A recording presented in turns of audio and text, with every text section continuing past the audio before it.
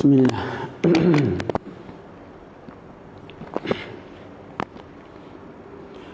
Bismillahirrahmanirrahim. Alhamdulillahi rabbil alamin. Wassalatu wassalamu ala sayyidil mursalin wa ala alihi wa ashabihi at-tayyibin at-tahirin.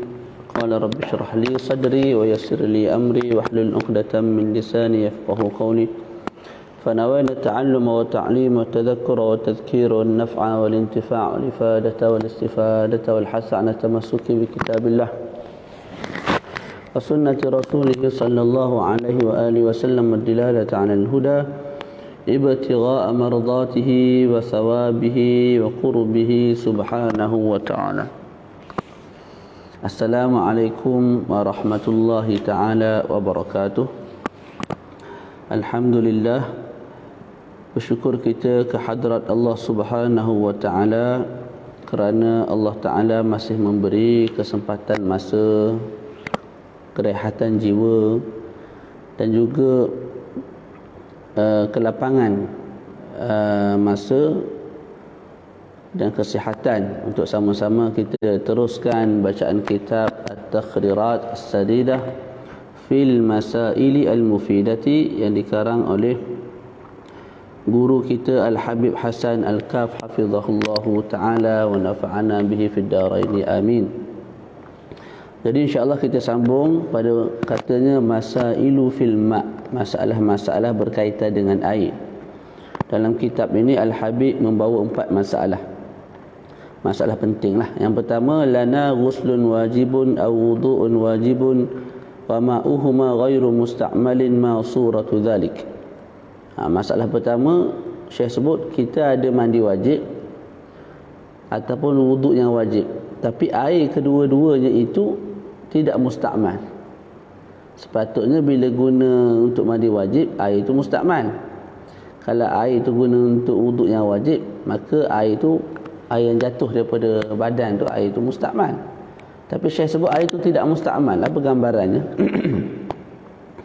Suratuhu idza nadhara ghuslan masnunan ka ghusl jumu'ati aw tajdidil wudu'i aw tajdidil wudu'i fahuma fardan wa ma'uhuma ghairu musta'malin li'annahuma lam yarfa'a al-hadatha wa wujubuhuma 'aridun wal 'ibratu bil asli. Gambarannya ialah bila mana seseorang tu bernazar untuk mandi sunat, untuk mandilah, untuk mandi. Contoh mandi hari Jumaat, sunat hukum asalnya tak, tapi dia ni nazar. Kalau aku cemerlang SPM, kalau aku khatam hafazan Quran, aku nak mandi Jumaat, ke atas aku mandi Jumaat pada hari Jumaat ini, khatam sungguh Quran ataupun cemerlang SPM, dapat rezeki kami hidup, maka mandi itu menjadi wajib ke atas dirinya. Tak, ataupun tajdid wuduk, kalau aku dapat sekian, wajib ke atas aku untuk memperbaharui wuduk untuk solat zuhur pada hari Jumaat ataupun untuk solat Jumaat pada hari Jumaat. Tak, asalnya wuduk, tajdid wuduk ni sunat, perbaharui wuduk sunat, tapi bila dia dah nazar jadi wajib lah. Okey, dia mandi hari Jumaat tu, mandi sunat hari Jumaat. Begitu juga tajdid wuduk. Air yang jatuh kita sebut air mustakmal. Air yang jatuh kita sebut air yang masih mutlak. Air yang masih mutlak. Sebab apa? Sebab air itu tidak mengangkat hadas. Pada badan dia tidak ada hadas untuk diangkat, sama ada dengan wuduk ataupun dengan mandi. Jadi ini gambaran. Perbuatan tu wajib sebab dia dah nazar. Tak, tapi kekal air yang jatuh daripada tubuh badan itu masih lagi dikatakan sebagai air mutlak, bukan air musta'mal. Sebab kewajipan mandi sunat itu, kewajipan tajdid wuduk itu kewajipan yang arid, baru datang. Wal ibratu bil asl, dan kita ambil iktibar dengan yang asal. Asal hukum mandi Jumaat tu apa hukum? Sunat. Kita ambil hukum tu sunat. Walaupun sekarang dah jadi wajib sebab nazar. Tajdid wuduk asal hukum sunat. Tak, jadi kita ambil hukum sunat tu lah, walaupun sekarang dah jadi wajib. Jadi tidak memberi kesan kepada air, kekal ianya mutlak. Naam. Masalah kedua, lana ma'un mutanajisun fi awanin muta'addidatin jama'naha fi ina'in wahidin fama hukmu hadzal ma'. Masalah apa? Kita ada air yang banyak dalam bekas yang banyak. Contoh kita ada 10 bekas. Setiap bekas tu najis. Kemudian kita kumpulkan 10 bekas tu dalam satu bekas yang lebih besar. Apa hukum air itu? Apa status air tersebut?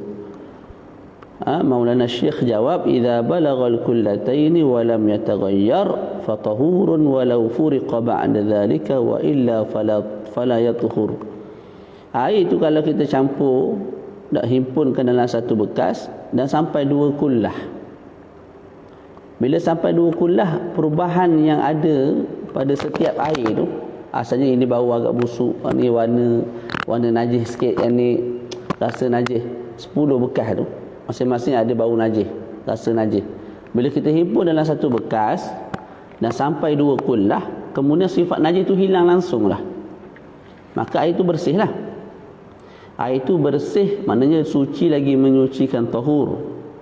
Walaupun selepas tu kita pisahkan balik, air itu dah tahur. Wa illa fala yathur. Tapi kalau air itu tidak sampai 2 kullah, maknanya 10 bekas, tak, setiap bekas itu 1 liter. Setiap bekas itu bernajis, kita himpun dalam satu bekas yang lain, jadilah 10 liter. 10 liter tu kita sebut ianya najis. Sebab apa? Sebab dia himpunan air najis. Lepas tu tadi bersih kalau sampai 2 kullah dan semua sifat najis tu hilang. Dengan makna kalau sampai 2 kullah tapi sifat najis tak hilang, kekal kita hukum sebagai najis. Nah, yang ketiga, ma suratu ma'in balagha mi'ata kullatin walakinnahu najisun ma'a annahu lam yataghayyar. Apakah gambaran air yang capai 100 kullah, tapi dalam masa yang sama ianya najis, sedangkan dia tidak berubah.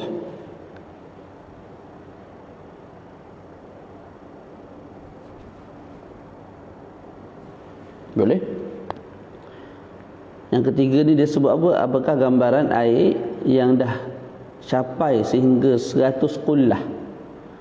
Kalau 2 kullah kita sebut 217 liter, tu 2 kullah.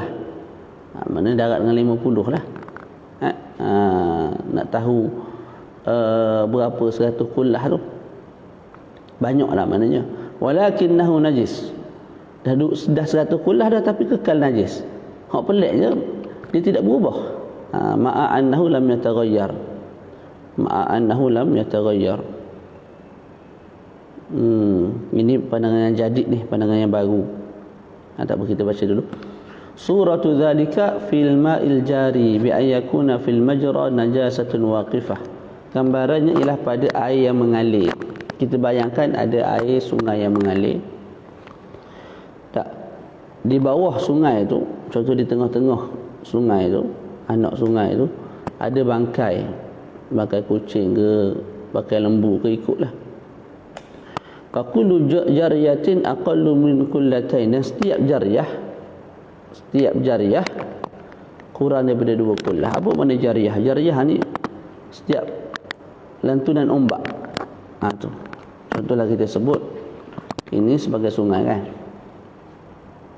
Ini sebagai sungai mengalir ke depan, itulah.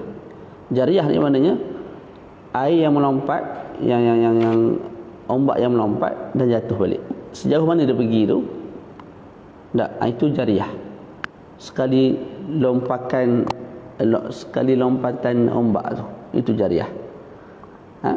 Dia sudut kedalaman dan sudut lebar lah, sini ke sini, dalam sampai ke bawah, itu dia panggil jariyah. Jadi kalau kita ukur satu jariyah tu, dia kurang daripada 2 kullah. Kalau kita kira kurang daripada 2 kullah, itu syaratlah untuk dikatakan najis ni. Kita nak bincang ni, wa kullu jariyatin aqallu min kullatain fa hadzal ma'u najisun min ghairi taghayyurin. Jadi air ni najis sekalipun tidak ada perubahan, madama fil majra, selagi mana dia duduk dalam aliran air. Walau balagha mi'ata kullatin aw alfa kullah, sekalipun dia dah sampai 100 kullah atau 1000 kullah. Maknanya kalau kita kira air yang ada daripada pangkal, daripada tempat najis tu, daripada tempat najis yang ada kat bawah tu kan, sampailah ke hujung tu, aliran air tu, jumlah airnya dah sampai 1000 kullah sebagai contoh, maka kita sebut disebabkan ada najis kat bawah dan setiap daripada lompatan ombak tu, setiap jariah tu kurang 2 kullah, maka setiap kali dia lalu ke najis, dia tu dianggap sebagai najis. Lepas tu najis, lepas tu bawa lah sampai ke depan tu najis, hatta yajtami'a fi makanin aktsara min kullatain fanahkumu bi tahuriyatihi, sehinggalah air semua sekali itu berkumpul pada satu tempat. Contoh aliran air panjang itu, akhir sekali dia berhimpun pada pantai ataupun sungai ataupun laut kan. Maka bila laut tu lebih 2 kullah ataupun sungai tu, tempat yang rakit tu, tempat yang tenang dan tidak mengalir tu, lebih daripada 2 kullah, maka kita hukum semula air itu sebagai bersih. Jadi ini gambaran, walaupun dah sampai 1000 kullah, tapi disebabkan dia mengalir dan setiap kali jariah itu tak cukup 2 kullah, dalam masa sama di bawah tu ada najis, maka kita sebut setiap kali air sampai kepada najis di bawah, maka air selepas daripada najis tu najis.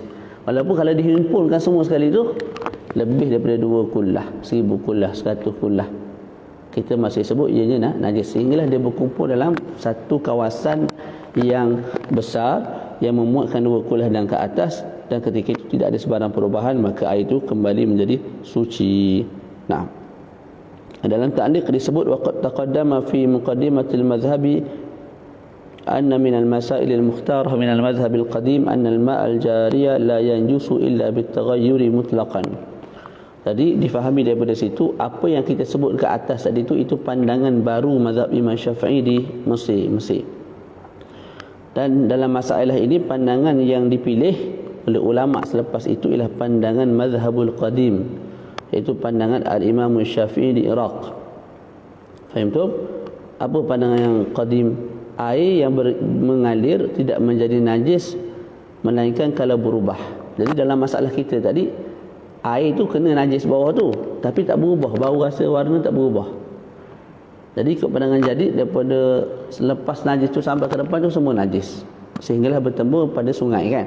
Tapi di sisi pandangan yang lama, dan inilah pandangan yang mukhtarah yang dipilih oleh ulama Syafi'iyah selepas itu, sebab mereka ni menggunakan dalil, tidak mengikut semata-mata buah fikiran Imam Syafi'i, tidak.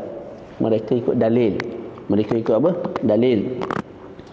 Maka oleh sebab yang demikian disebut pandangan yang lama ini lebih rajah. Tu ada 18 masalah. Boleh? Nah. Yang keempat, ma suratu ma aini yasihu at-tatahhuru bihima infiradan ijtima'an. Ini masalah khilafiyah. Saya sebut apa? Apakah gambaran dua air? Ada 2 bekas air. 2 tempat air. Kalau duduk asing-asing, yang ni kita boleh berwuduk dengan dia, yang ni pun kita boleh berwuduk dengan dia. Tapi bila kita ambil gabung dalam satu bekas, jadi tak boleh berwuduk dah dengan air tersebut. Ajib lah sikit, pelik lah sikit. Apa gambarannya? Ini masalah khilaf lah. Suratu dzalika idza turiha ma'un tahur mutaghayyirun bima fi maqarrihi aw mamarrihi. Bila mana dilontarkan air yang suci lagi menyucikan yang dah berubah. Ni berubah ni zahiran lah, bukan syar'an. Berubah disebabkan barang yang ada di dalam tempat tersebut. Boleh? Aw mamarrihi. Contoh kita ambil Sungai Pahang tu lah. Tak, asal air turun daripada langitnya warna cerah, tak jernih begitu.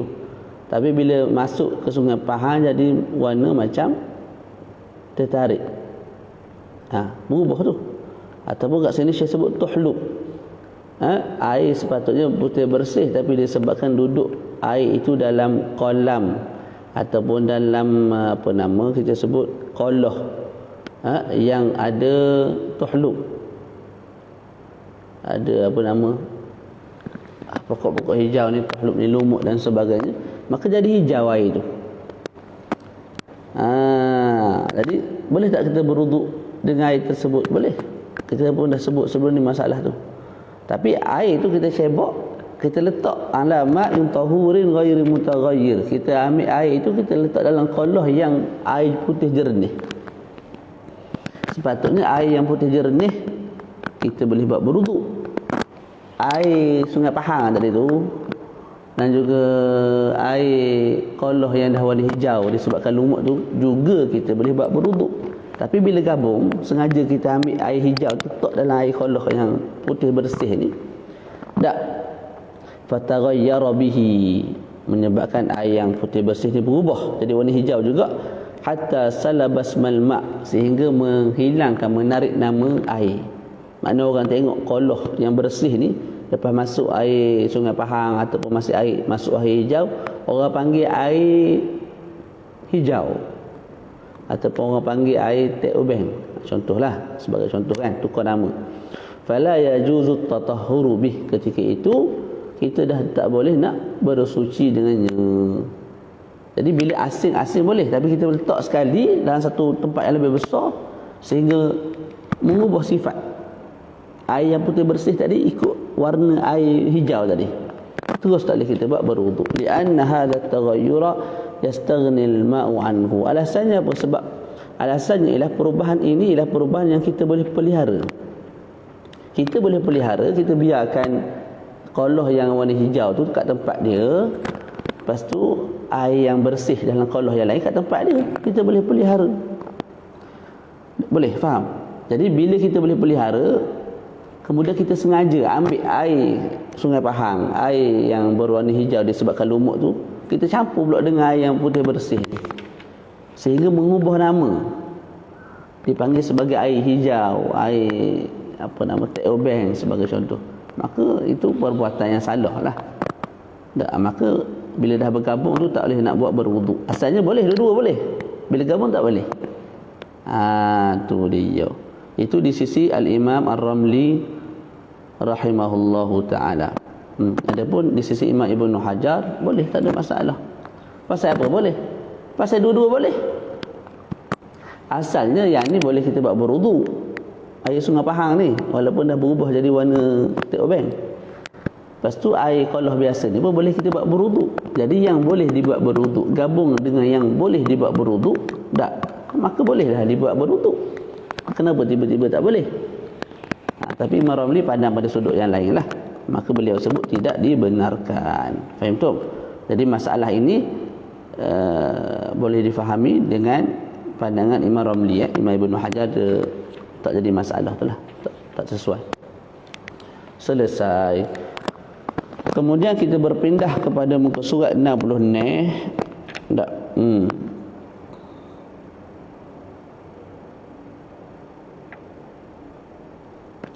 At-taghayyuru at-taqdiri, perubahan secara takdir. Perubahan secara takdir.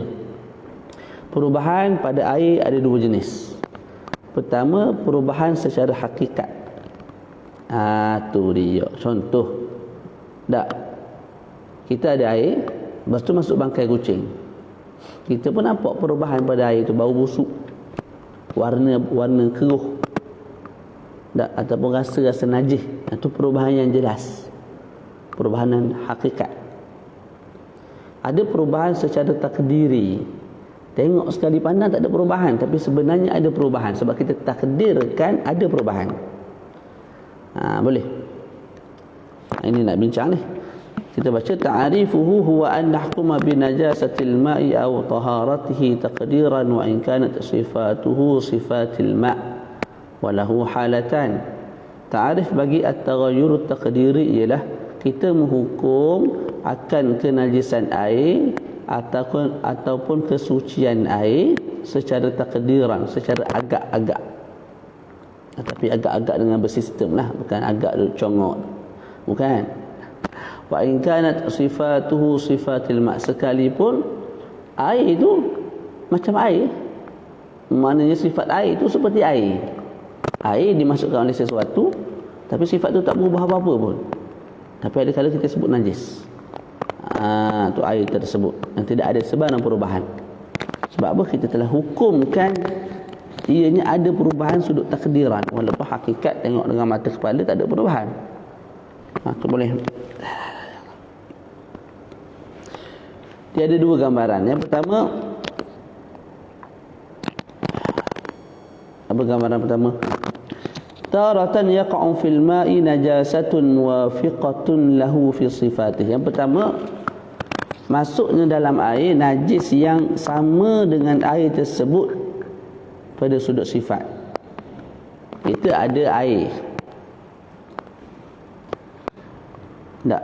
Nah, dalam masalah ini air yang banyak lah. Air yang banyak. Kalau air yang sedikit, kita sebut dah sebelum ni. Dalam mazhab Syafi'i, air yang sedikit kurang 2 kullah, semata-mata masuk najis dalam air tersebut, air tersebut dah jadi najis, sama ada berubah sifat air ataupun tidak. Itu dalam mazhab Syafi'i. Berbeza dengan pandangan mazhab Maliki. Jadi sekarang ni gambaran yang kita nak buat ialah gambaran air itu banyak. Air itu 2 kullah dan ke atas. كبول منقطع الرائحة فيقدر على حسب صفات النجاسة المخالفة للماء في صفاته بأشد الصفات كلون الحبر أو ريح المسك أو طعم الخل فإن تغير تقديرا بصفة منها فنحكم بنجاسة الماء وهذا التقدير لا يكون إلا في الماء الكثير وهو واجب. Apa gambarannya? Gambarannya ialah kita ada satu bekas air sebanyak 1 liter. Bekas air apa? Air kencing. Cuma air kencing tu dah tidak ada bau, warna tak ada, rasa tak ada belaka. Dia menjadi macam air mineral tu. Tu. Ada air kencing tapi bau tak ada, rasa tak ada, warna tak ada. Mungkin disebabkan lama tinggal dan sebagainya. Kemudian anak kita pun berjuruh sangat, dia ambil air kencing tu, dia buka, dia tuangkan dalam bekas air yang cukup 2 kullah dan ke atas. Sekarang ni soalannya, air yang 2 kullah itu najis ataupun tidak? Dia berubah tak? Tak berubah. Sebab apa tak berubah? Pada sudut zahir tak berubah. Sebab air yang dimasukkan tadi, air kencing yang dimasukkan tadi, sebiji macam air koloh itu sendiri. Warna, bau dan rasa tak ada. Bau, rasa, warna air kencing tak ada. Jadi air yang masuk sama dengan air yang duduk dalam tu, jadi tak ada perubahan lah. Okay, ketika itu ulama sebut kena takdirkan. Kena takdirkan dengan sifat yang paling berat. Macam mana cara dia? Yang pertama, kita ambil warna najis. Jadi kita takdirkan, kalau, bukan buat betul ni, kalau kita tanya ahli khibrah lah, kalau aku masukkan dakwat warna hitam, banyak mana dakwat tu? Macam air kencing tadi, air kencing 1 liter, maka dakwat tu 1 liter. Kalau aku masukkan dalam koloh ni akan berubah jadi hitam tak? Kalau ahli khibrah sebut berubah, maka najis. Kalau tak berubah, maka kita berpindah kepada yang kedua. Kalau aku masukkan 1 botol 1 liter cecair daripada kasturi, ini nak test bau, berubah tak bau air? Dia sebut berubah, najis. Kalau dia sebut tak berubah, tak najis. Pindah pula nombor 3. Kalau aku masukkan 1 liter cuka, adakah rasa air ini akan berubah jadi rasa cuka?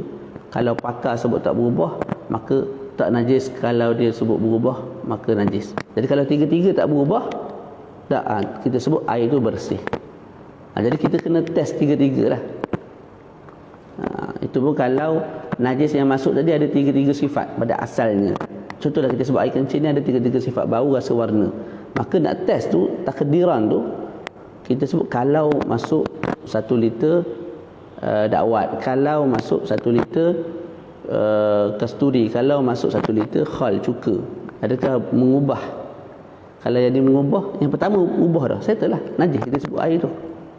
Tapi kalau tak berubah, kita pindah nombor 2. Tak berubah, kita pindah test nombor 3. Kalau semua tak berubah, maka kita sebut air itu suci. Kalau salah satu daripada perkara tersebut mengubah air, ni bukan masuk sungguh ni. Bukan kita kena pergi beli kasturi apa semua, dah. Kita agak, kita tanya ahli khibrah, pakar dalam bidang ni. Kalau kita masukkan dia berubah tak? Dia sebut tidak mengubah, maka air itu suci. Kalau dia sebut mengubah, maka air itu dah najis. Sekalipun air itu pada sudut zahir mata tak berubah apa, sebab alasan tadi yang kita sebutlah. Wa hadha takdir, dan takdir ini tidak berlaku melainkan pada air yang banyak. Sebab kalau air yang sedikit dalam mazhab Imam Syafi'i akan menjadi najis semata-mata masuk najis, sekalipun tidak mengubah bau, rasa atau warna. Wa huwa wajibun, dan hukum takdir ini wajib. Okay, yang kedua pula, taratan yaqa'u fil ma'i ma'i'un minal ma'i'ati at-tahirati muwafiqun lil ma'i fi sifatih, kama'i wardin munqati' raihati aw musta'malin, fa yuqaddaru ala hasabi sifatil ma'i al-mukhalifati lil ma' fi sifatih bi awsati sifat. Okey, kadang-kadang yang masuk dalam air itu cecair, cuma cecair itu sama dengan air, macam tadi juga. Contoh air mawar. Air mawar yang dah hilang bau. Air mawar yang dah hilang bau. Contohlah air mawar ni rasa warna sama macam air koloh, air pahit biasalah. Rasa pun rasa tahu hebel sama macam air koloh juga. Jadi dia ada bau sahaja. Maka dalam masalah ni nanti kita nak test, kita test bau sajalah. Yang lain tak test dah, sebab memang tak ada pada dia. Tu boleh. Kita test pada sudut bau saja. Jadi sekarang ni air 1 liter, iaitu air mawar, dah hilang bau. Mana bau dia tak ada, macam air koloh biasa. Kita pun tuang dalam air koloh, anak kita tuang. Atau musta'mal, ataupun masuk air musta'mal. Ni masalah yang semua orang tanya lah. Dia berwuduk, tiba-tiba percikan air musta'mal tu masuk dalam koloh, masuk dalam bekas yang kecil. Macam mana nak buat? Kita sebut takdir. Cuma takdir ni tak wajib lah, sunat. Macam mana nak takdirkan? Kita takdirkan dengan sifat yang pertengahan. Apa? Kalau warna, launil asir, warna jus anggur, boleh. Tadi masuk 1 liter, apa nama tadi? Apa nama?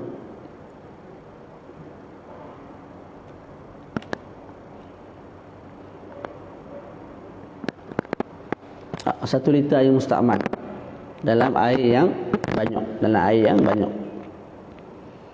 ataupun air yang sedikit, kat sini dua-dua lah. Jadi kita takdirkan, kalaulah dimasukkan juga ke dalam bekas itu 1 liter jus anggur, adakah mengubah warna air tersebut? Kalau dia jawab berubah, tak boleh guna dalam air tu. Kalau sebut tak berubah, kita pindah nombor 2. Kalau dimasukkan 1 liter cecair daripada rumman, daripada delima, adakah mengubah rasa air tersebut? Berubah, tak boleh guna. Kalau tak berubah, kita pindah nombor 3. Kalau dimasukkan 1 liter cecair daripada lazin, ni nak test bau. Lazin ni ataupun lazan ni ialah al-lubanu zakar, luban yang chewing gum pahit tu. Ada.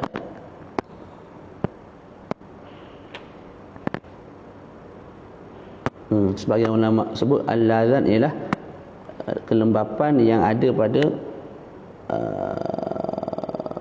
bulu kambing.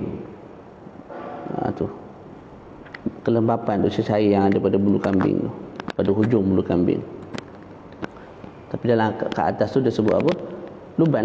Boleh search internet. Dulu saya jual luban ni, sekarang tak jual dah. Sekarang ni jadi ustaz dah, dulu jadi peniaga. Ustaz lah, ustaz kampung itu je kan, ustaz kampung. Bukan ulama ulama lain. Kita yang ustaz ni kena sedar diri lah, ulama lain. Ulama ni level lain sungguh. Dengan amalannya, dengan zuhudnya, dengan kitabnya. Kita baca kitab At-Taqrirat As-Sadidah, kawan tu belajar kitab Al-Ubad, kitab jenis Asyarhul Kabir, tebal-tebal tu baca mutalaah. Ni kita pun tak faham-faham. Lepas tu mendakwa anak ulama, masya-Allah. Mana marahlah kalau orang tak sal hancur tangan tu. Tak, kalau pergi mana-mana tu orang buat tak tahu tu marah. Sebab apa? Kita ni ulama. Bila ulama kena diraikanlah, masya-Allah. Antum ni tak hormat ulama. Sedar dirilah. Kita bukan ulama. Ular dalam semak. Tapi bukanlah bermakna bila tak ulama tu ilmu yang kita ada, kita duduk diam, bodoh lagu duduk di rumah. Tak. Ada tu kita bagilah. Sampaikan yang sedikit tu. Moga-moga bila yang sedikit tu disampaikan, dia lebih ingat dalam kepala kita, dalam akal kita, dalam zihin kita. Dan menyebabkan kita ulang kaji. Tapi nak mendakwa-dakwi ana alim wa allamah faqih, orang panggil apa? Mujaddidul ummah, murabbil ummah lah. Ini satu level yang sangat tinggi lah. Nah. Ala kulli hal kita baca. Fa in taghayyara taqdiran bi sifatin minha fa nahkumu bi anna al-ma'a tahirun wa laysa tahura. Kalau berubah air tersebut, air yang 2 kullah tu ataupun kurang 2 kullah, secara takdir, secara takdir, bukan kita kena beli ni, kena beli pula 1 liter jus inap, jus apa, anggur, lepas tu kena beli pula air daripada 5, tak perlu. Takdirkan kalau aku masukkan 1 liter dia 5, berubah tak dia punya rasa? Kalau berubah, maka air itu tak boleh digunakan lah. Tapi air itu tak najis. Sebab apa tak najis? Sebab yang dimasukkan tadi pun air mawar tu tidak najis.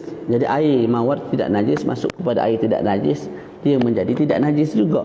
Persoalannya boleh tak dibuat bersuci, itu persoalan dia. Maka kita sebut kena buat takdir. Kalau berubah dengan takdir ini, maka tak boleh lagi dibuat bersuci. Tapi boleh dibuat mandi saja, bersih badan, basuh motor, basuh kereta, bagi anak minum, tak ada masalah sebab dia suci. Jadi yang kedua ni bukan masuk najis. Masuk benda suci juga. Fa in taghayyara taqdiran bi sifatin minha fa nahkumu bi anna al-ma'a tahirun wa laysa tahura. Kalau berubah dengan salah satu sifat tadi, maka kita hukumkan air itu bersih tapi tidak boleh membersihkan. Tahir wa laysa tahura. Fala tajuzu at-taharatu bih wa hadha taqdiru yakunu fil ma'il qalili wal kathir. Maka tak boleh kita bersuci dengannya, dan takdir ini berlaku pada air yang banyak ataupun sedikit. Wa huwa mandub, hukumnya sunat. Falau hajama 'ala al-ma' bidun ijtihadin sahhat taharatuh. Kalau seseorang tu terus guna air tanpa ijtihad, maka sah taharah dia. Contoh, masalah sama berlaku, kita berwuduk, air wuduk tu melompat masuk dalam bekas tu kurang 2 kullah ataupun 2 kullah, tak kisahlah. Nak perlu takdir tak? Kita sebut takdir sunat. Kalau kita tak takdir apa, kita ambil air tu terus guna buat wuduk sampai habis ataupun buat mandi wajib sampai habis, wuduk kita sah, mandi sunat kita sah. Sebab apa? Asal kepada air ialah bersih. Maka keyakinan kebersihan air itu tak boleh diangkat dengan syak pada perkara yang menyebabkan kebersihan tu hilang, tahuriyah tu hilang. Tu cerita dia. Faham tak? Kita baca sikit lagi. Kita masuk perbahasan baru. Alhamdulillah. Jadi dah selesai perbincangan tentang air. Kalau faham molek bab dalam kitab Taqrirat Sadidah ni, boleh dah hidup di dunia ni sampai mati, tak ada masalah, insya-Allah. Dia punya masalah tu masalah yang asas tapi padat. Asas pun tak mengaji tak jadi. Orang kata asas, malah belajar asas. Dia asas tak mengaji tak jadi. Sebab tu saya bila pergi Mesir, saya tak anjuk untuk belajar Nailul Rajak, kita asas. Sebab saya tak pernah belajar. Benda tu Masya Allah, benda yang ajib, benda yang baru, benda yang seronok. Sebab tak pernah belajar, tak pernah berteleku depan ulama' secara mendalam begitu. Walaupun pernah lah belajar kafar tu, bukan tak pernah. Kalau tak, guna kita nak salat. Tapi sudut ilmu tu saja secara lebih terperinci, secara lebih mendalam tu, kita tak pernah jumpa di Malaysia. Sebab kita bukan aliran pondok. Kita pergi pondok seminggu 2 minggu je. Tak. Jadi di Mesir baru kenal benda-benda lagu tu, dan kita ra'i dan kita bersungguh. Sebab tu kita nak benda sama sampai kepada orang lain. Terutama anak murid kita lah. Tapi itulah, orang nak kita bagi tak, orang tak nak kita tak boleh dah terlalu bersungguh-sungguh sangat. Kalau tidak, nyanyi ke kita. Kita ra'i yang nak bersungguh je, yang nak je. Yang tak nak tu kita slow-slow lah, insya-Allah. Babul aniyah. Bab bekas. Sebab apa dibincangkan bab bekas? Sebab bekas sebagaimana telah maklum, ianya ialah wasailit taharah. Dia perantaraan kepada alat bersuci. Sekarang kita nak mandi wajib. Boleh. Nak mandi wajib guna air lah. Air itu alat untuk mandi. Tapi air itu pula dia kena guna alat. Air dalam kolah. Kita nak kena cebok. Jadi nak guna pencebok. Pencebok tu alat. Jadi pencebok tu adakah boleh digunakan daripada emas ataupun perak? Maka ada perincian hukum dalam mazhab al-Imam Asy-Syafi'i radhiyallahu taala anhu.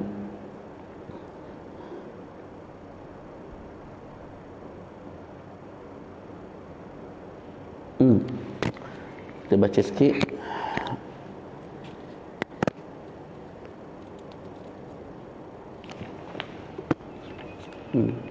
Empat muka juga. Tak apa kita baca. Al-aniyatu jam'u ina.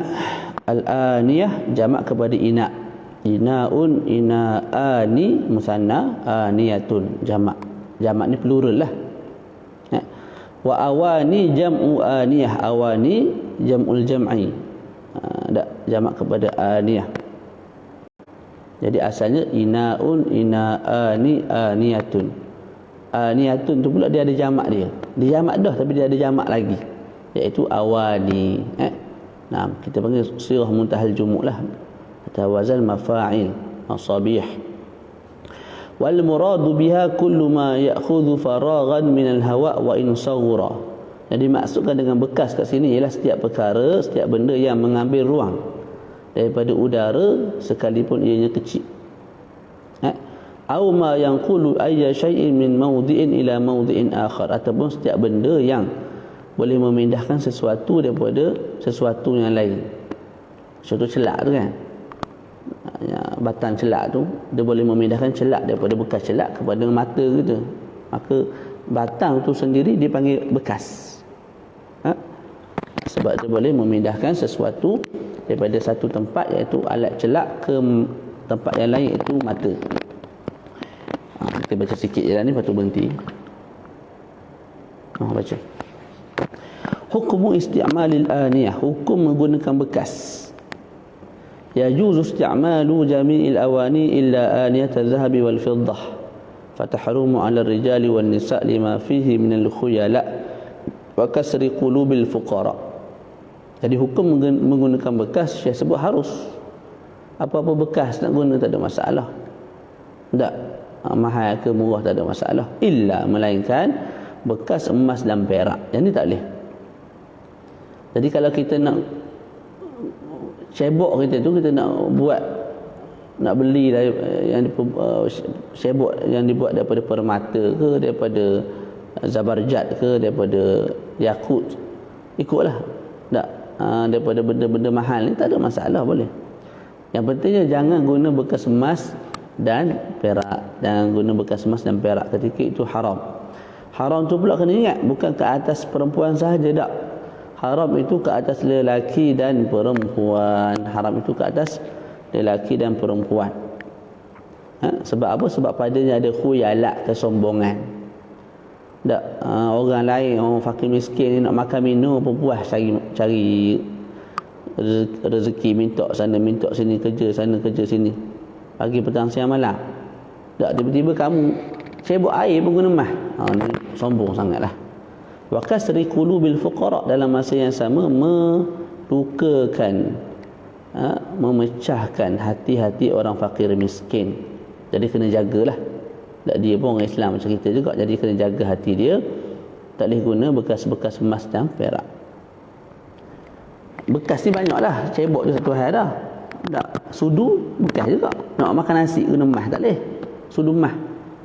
Tak, cawan bekas juga. Pinggan mangkuk bekas juga. Jadi itu semua haram digunakan bagi lelaki dan perempuan. Lepas tu perempuan boleh guna emas tu Ustaz, tu pakai emas. Alat perhiasan emas boleh. Tak, adapun apa nama, meja emas ataupun cawak emas, pinggan mangkuk, sudu, itu haram. Periuk emas kurang ajar tu, itu haram. Tak, itu haram. Boleh? Tempat berok emas. Tu haram. Faham tu? Laki haram, perempuan pun haram. Yang boleh bagi perempuan perhiasan. Dia nak pakai emas dekat mana? Gelang boleh. Kaki dia boleh. Nak pakai dekat sini pun boleh, tak ada masalah. Yang tak boleh dekat hidung, macam lembu gitu. Jadi orang jadi keliru lah, ni lembu ke orang? Jadi tak boleh haram. Ada pun letak kat pusat. Tak boleh juga. Faham tak? Tu haram. Letak pada kemaluan, haram. Letak pada benda lagi dahi, haram lagi tu. Daripada tempat tertentu je lah. Wa yajuzu isti'malu aniyati dhahab wal fiddah lil hajah. Kemudian Syekh sebut poin yang lain, harus menggunakan bekas emas dan perak kerana hajat. Jadi asal hukum haram guna bekas emas dan perak, tapi ada kala dibolehkan kalau ada hajat, keperluan. Contoh kamirwadin li jala'il basar. Contoh mirwat ni apa tu? Kayu tu lah, kayu yang kita, batang yang kita memindahkan dengan batang tersebut celak, daripada bekas celak nak ke mata kita. Itu mirwat. Mirwat li jala'il basar, untuk terangnya mata. Contohlah, ni kena tanya medical balik lah ni. Doktor sebut ni emas. Kalau guna emas ni, mata ni lebih terang kalau kamu pindahkan celak daripada bekas celak ni.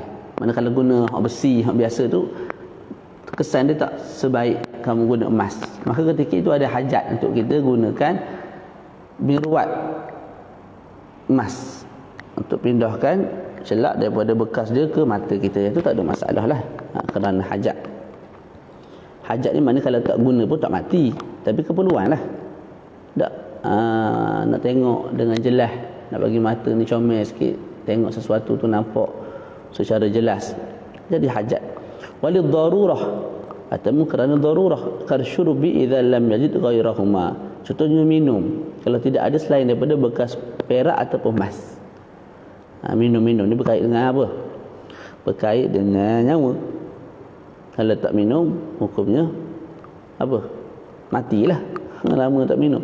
Jadi nak minum air bekas tak ada. Nak minum air bekas tak ada. Kecuali ada bekas emas. Tu boleh digunakan ketika tu. Ketika itulah.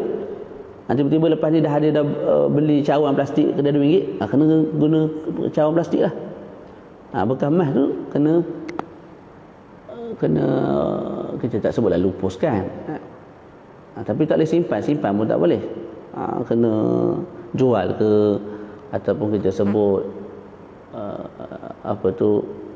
cairkan balik buat alat kosmetik ataupun alat perhiasan ke, itu tak ada masalah lah.